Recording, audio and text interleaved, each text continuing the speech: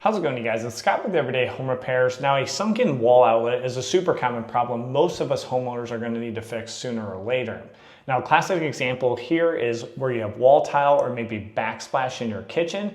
The outlet boxes were installed before that and the spacing was not thought through. So that means when you mount your outlet, they're actually sunken in from the wall surface when this faceplate is installed. Now, this does look bad, but it also can be a code violation and a safety hazard that you want to get taken care of. And there's some classic ways to fix this that I'll show you, and also a new product I just ran across that can make quick work of this repair. So let's jump into it. So you go ahead and remove your faceplate, and at the same time, let's go ahead and make sure that our power's off. I already hit my breaker. Checking with my outlet tester, I see there's no amber lights on, so I know that my power is cut off here.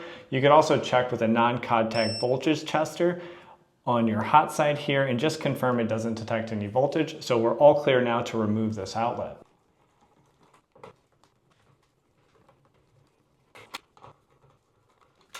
Now, when it comes to code violations and what could also be a safety hazard, so from our exterior surface here to the box itself, if we measure that, I'm at about 7/8 of an inch. Code is no more than 1/4 of an inch, and that is assuming that you do not have flammable materials.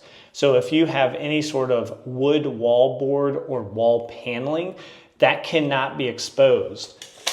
You would not want that exposed to your hot side, because if we had any arcing or shorting and then we had wall board, some type of wood right beside it, you see how that could be a major issue. So one part of this job is going to be shimming, but if you have a gap as big as this, you're also going to need a box extension. Go ahead and make sure even your unused screw terminals are tightened down. That is just best practice. It's not good to have those terminals just sticking out there. That can cause an issue, especially if you have metal boxes, but it also makes it a little bit tougher to get these box extensions around your wiring and around the outlet. So first option you'll see at most home improvement stores, usually you can slide this on without taking your wiring off.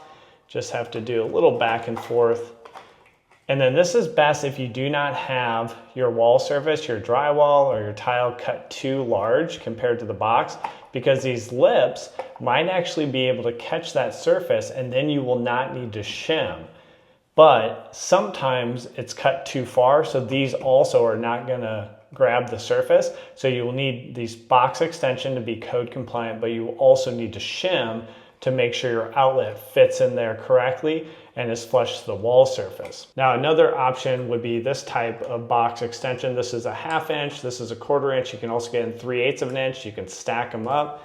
Again, you'll pass those around your outlet and then you'll go ahead and get those set into your wall, making sure the small slits here are lined up with the box so you can go ahead and get your mounting screws in place. And if your box is offset as much as mine, just know a standard screw such as this, which is about 7/8 of an inch long, is not gonna cut it. You're gonna need to get a pack of 632, I recommend 2-inch long machine screws, so you're able to feed through the yoke of the outlet and go all the way back into your electrical box. Now, these are the ones I removed. They were pretty long, so I would recommend trimming those up so it's not a pain to remove them in the future where you're unscrewing or screwing in forever.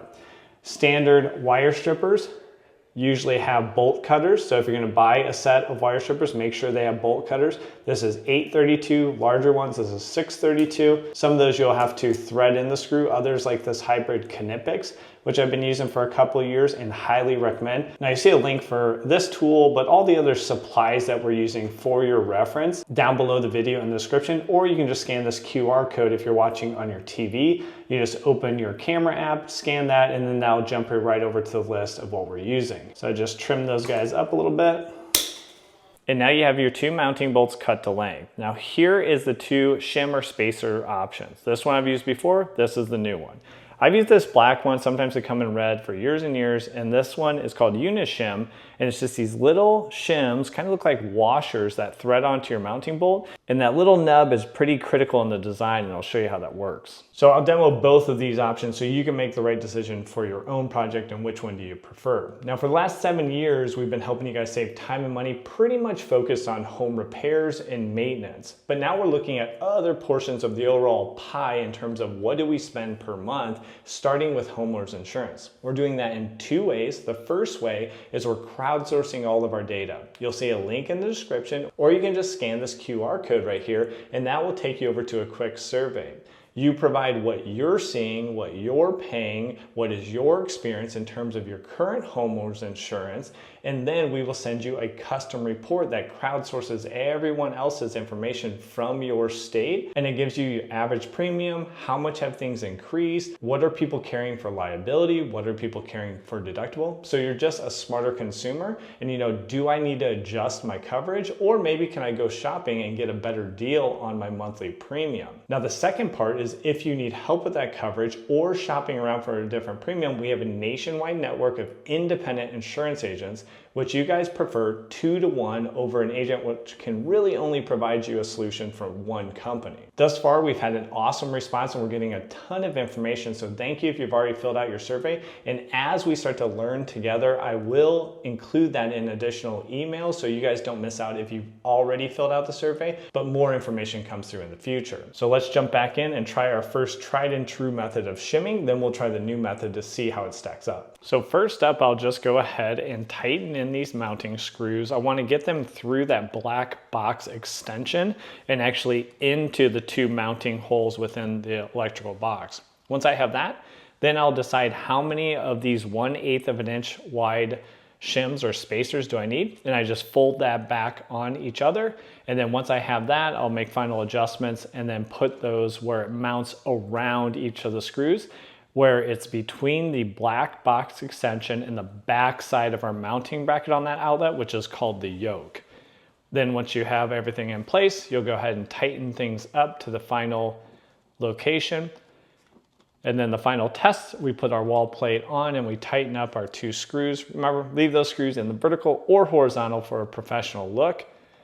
And this final result is much, much better than our original and exactly what we're looking for. So option 2, this is the new one. This is the UniShim, and you'll see the link in the description if you want to check these out.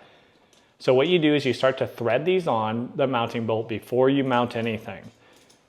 And you want to make sure it's critical that that little nub is actually facing the back side of the yoke. You'll leave the space between the yoke and that shim at about 1/4 of an inch. It doesn't have to be exact, and you'll see why here in a second. But you'll just thread in both of your mounting screws, and you'll keep threading everything in until you get close to your final location. How do you know? Well, when the shim is flush with the wall, then you know that is where you want it, and you'll push the outlet in, and that little nub on the shim, once you turn the screw, now will catch, and the shim will stop rotating.